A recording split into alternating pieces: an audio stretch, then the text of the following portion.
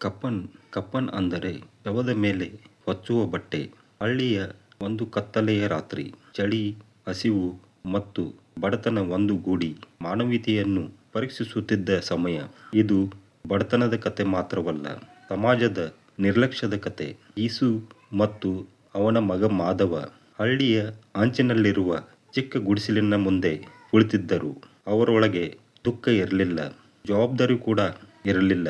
ಗುಡಿಸಲಿನ ಒಳಗೆ ಮಾಧವನ ಹೆಂಡತಿ ಬುದಿಯಾ ಪ್ರಸವ ವೇದನೆಯಲ್ಲಿ ನರಳುತ್ತಿದ್ದಳು. ಆದರೆ ಹೊರಗಿದ್ದ ಗೀಸು ಮತ್ತು ಮಾಧವ ಅದಕ್ಕೆ ಸ್ಪಂದಿಸಲಿಲ್ಲ. ಅವರು ಚಿಕ್ಕ ಬೆಂಕಿಯ ಮುಂದೆ ಕುಳಿತು ಹಳೆಯ ಕಥೆಗಳು, ಹಾಸ್ಯ ಮತ್ತು ಮಾತುಕತೆಯಲ್ಲಿ ತೊಡಗಿದ್ದರು. ಹಸಿವು ಅವರ ಪಾಲಿಗೆ ಸಹಜವಾಗಿ ಬಿಟ್ಟಿತು. ನಿಧಾನವಾಗಿ ಬುದಿಯಾದ ಧ್ವನಿ ನಿಂತಿತು. ಒಂದು ಜೀವ ಹಸಿವು ಮತ್ತು ನಿರ್ಲಕ್ಷ್ಯದಿಂದ ಮೌನವಾಗಿ ಹೊರಟು ಹೋಯಿತು. ಬೆಳಿಗ್ಗೆ ಬುದಿಯಾ ಸತ್ತಿದ್ದಾಳೆ ಎಂಬ ಸತ್ಯ ಗೀಸು ಮತ್ತು ಮಾಧವರಿಗೆ ತಿಳಿಯಿತು. ಅವರ ಕಣ್ಣುಗಳಲ್ಲಿ ದುಃಖಕ್ಕಿಂತ ಒಂದು ಸಮಸ್ಯೆ ಮಾತ್ರ ಇತ್ತು.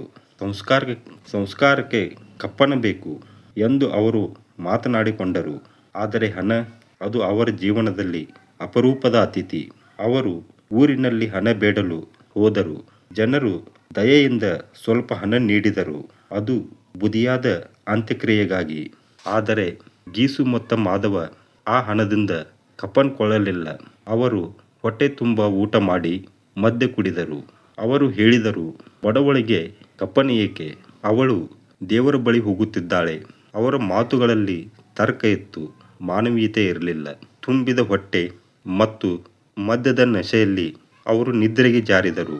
ಗುಡಿಸಿನೊಳಗೆ ಬುದಿಯಾದ ಶವ ಒಂಟಿಯಾಗಿ ಬಿದ್ದಿತ್ತು. ಕಪ್ಪನ್ ಒಬ್ಬ ಸತ್ತ ಹೆಣ್ಣಿನ ಕಥೆಯಲ್ಲ, ಇದು ಬಡತನ ಮನುಷ್ಯನ ಆತ್ಮವನ್ನೇ ಎಷ್ಟು ಖಾಲಿ ಮಾಡುತ್ತದೆ ಎಂಬ ಕತೆ. ಈ ಕತೆ ಮುನ್ಷಿ ಪ್ರೇಮ್ಚಂದ್ ಅವರ ಸಾಹಿತ್ಯದಿಂದ ಪ್ರೇರಿತವಾಗಿದೆ. ಶಿಕ್ಷಣ ಮತ್ತು ಕತೆ ಹೇಳುವ ಉದ್ದೇಶಕ್ಕಾಗಿ ನನ್ನ ಸ್ವಂತ ಧ್ವನಿ ಮತ್ತು ಪದಗಳಲ್ಲಿ ಪ್ರಸ್ತುತಪಡಿಸಲಾಗಿದೆ.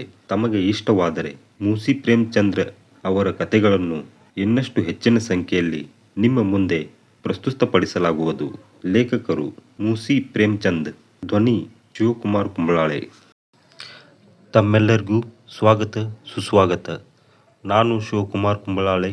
Searched Kannada books audio and video channel, Kannada stories searched style.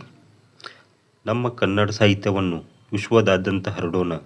ಜೈ ಕನ್ನಡ, ಜೈ ಕರ್ನಾಟಕ ಮಾತೆ, ಜೈ ಕರ್ನಾಟಕ.